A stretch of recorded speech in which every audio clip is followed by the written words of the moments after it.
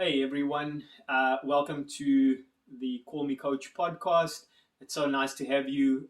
If you've listened to previous podcasts, thanks so much. I hope that in some way, shape, or form that was informative and hopefully inspiring as well. And this is episode 5. And so if you haven't listened to any of the other episodes, please have a listen. I'm sure there'll be one or two nuggets of gold for you that you can implement and use wherever you might find yourself today. Today, we're going to be speaking about something that's a little bit more subjective. We're going to be looking at the topic of mindset. And while I'm no expert in this field, I have been going on a personal journey over the last few years, really trying to understand myself in terms of my mindset a little bit better. And I kind of stumbled upon running as an outlet, running as a way to almost give me some sort of measure of where I am mentally. Now, that doesn't mean that if I perform well to my expectation or others, that I've got a great mindset and vice versa. But what it has forced me to do, it has forced me to look at the type of person that I am. How do I respond to adversity? How do I respond when I need to do things that I don't necessarily want to do? Like, it just rains so much here in New Zealand, and it's beautiful, but at times, you don't want to be out there running in the rain. So how do I respond to things like that? How do I respond to setbacks? How do I respond to busy schedules? How do I respond when I need to balance between being a good husband, a good father, a good employee? What is my mindset in those different areas? And running has really helped me answer some of those questions. In fact, I'm probably going to be sharing quite a few quotes. They're not my own. Some of them I know who they come from, and others I don't. But I read this recently. It said, "The vision of a champion is someone bent over, drenched in sweat, at the point of exhaustion when no one else is watching." Now, that makes me think of social media, which is a great platform if used in the right way.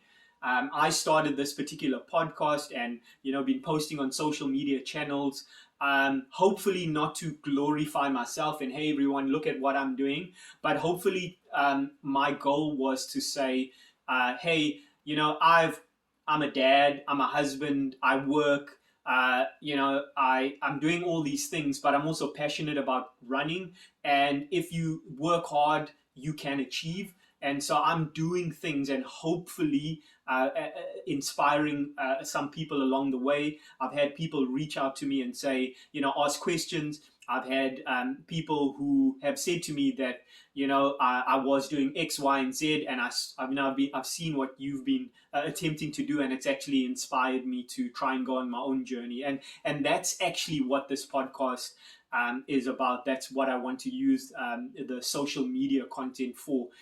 It's not only a space to basically show everyone how amazing or not amazing I am, but that particular quote that I just read, "The vision of a champion is someone bent over, drenched in sweat, at the point of exhaustion when no one else is watching."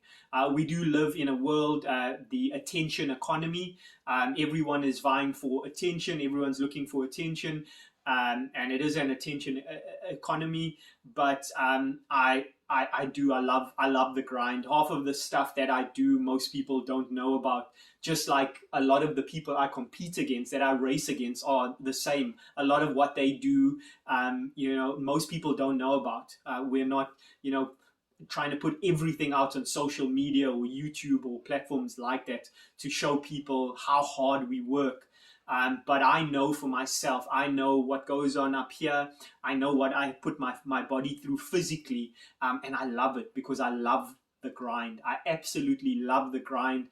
I feel I'm a better husband. I'm a better father. I'm a better man when I am trying to fulfill my potential. In fact, that's another a quote that I've read recently.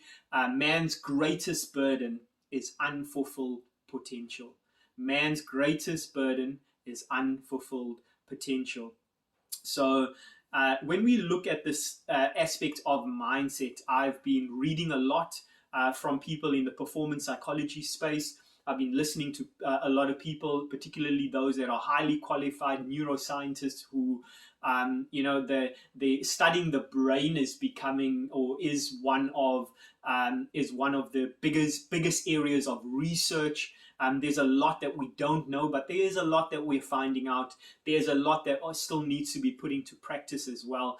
But the brain, your mindset, is an untapped resource.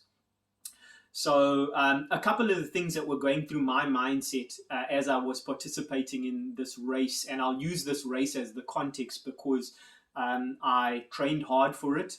I had early mornings, late nights. I had times when I had to train when I didn't really feel like it. There were times when I was sore and I was tired and I was grumpy, and I just put my running shoes on and went out there and did what I needed to do.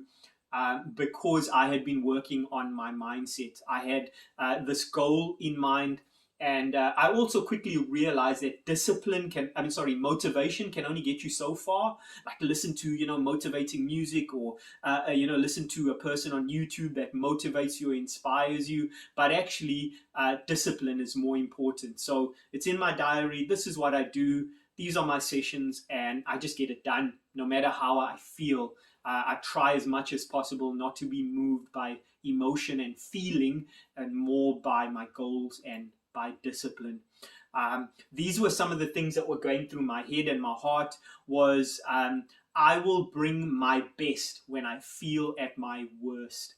So it almost became a bit of a game for me. Like when I was feeling really unmotivated to go outside in the rain, for example, or if it was windy or whatever, to go outside and train out, that's when I'd actually think, okay, wait a minute. When I feel at my worst, this is when I'm going to bring my best. And so it became a bit of a game for me. When I went through pain, I realized, or I had to tell myself that pain was part of the process. Refuse to give up, refuse to give in. Now, I'm not talking about being silly. As we get older, and I use that word, and again, more subjectively, because even though I'm older, I'm turning 38 years old, even though I'm older, I feel I'm fitter and stronger than I've ever been. But I am more mindful, because if I, tear a hamstring or rupture my Achilles or something like that, it probably will take me a little bit longer to bounce back than if I was in my 20s. So I'm not talking about that type of silly, no pain, no gain mentality. I'm talking about when the going really gets tough, when pain, I needed to remind myself in training that pain is part of the process. Because as I push through the pain in the process, in the training, when the pain eventually comes on race day, I'm like, wait a minute, I've prepared for this. I've been through this so many times that this is all just part of the process, and just keep going. I also thought of, I can be negative sometimes, in that I can be like, oh, what if you fail? Or what if you try it and it doesn't work? What if you run that fast and you blow up towards the end? What I started doing, again, and this is just help from listening to people in the performance psychology space, was consider the other side of the coin. If I'm going to say what if, I'm also going to look at the positives, the other side of the coin. So what if it does come off? What if it does work? What if I do pull off an absolutely amazing, race and, blow my own expectations out of the water? So when the what if, the negative side will come, but also consider the positive side. And then lastly, the thing that I also wanted to also grow in me, and I continue to do this. I've got, many big plans and goals for the future, which I'll share with you over time, is this. I heard, you guys, many of you had probably heard about David Goggins. I just recently read his book, Can't Hurt Me. And just wow. Anyway, one of the things that he said in the book was this. He said, many dreams die while suffering, because many people make decisions, or they make their goals or their dreams or their plans in comfort, but then they stop or they give up when the suffering comes. And I read that and it hit me so hard, and I said, you know what, I'm going to start with who I want to be. I want to be the person who, when the suffering comes, when the hard work has to go in, that's when I just get started. I'm only getting started. So in the race, a couple of weeks ago, there was I started off a little bit slower. You can listen to my race recap for more information. But in the middle of the race, I went through this period where I slowed down by about 5 or 6 seconds per kilometer. And then I started reminding myself of these very things, that I will bring my best when I feel at my worst. Because then the doubt started coming in. What if you blow up? There's still, half of the race to go. And then I started thinking about this. Many dreams die while suffering. And I said, I'm not going to be that person. And actually, from kilometer, I detailed it in the last podcast, from kilometer 13, I think, to 18, I was running at 4 or 5 seconds faster than race pace per kilometer. So I had really pulled it back, and I almost arrested that mindset that I wasn't proud of. But again, I reminded myself that I've been through this. I've pushed myself so hard in training for this very, very moment. So anyway, hopefully you find that there might be 1 or 2 nuggets of gold in there that can help you with your journey. If you have any questions, please reach out to me. I'd love to have a conversation about mindset and dig a little bit deeper into this.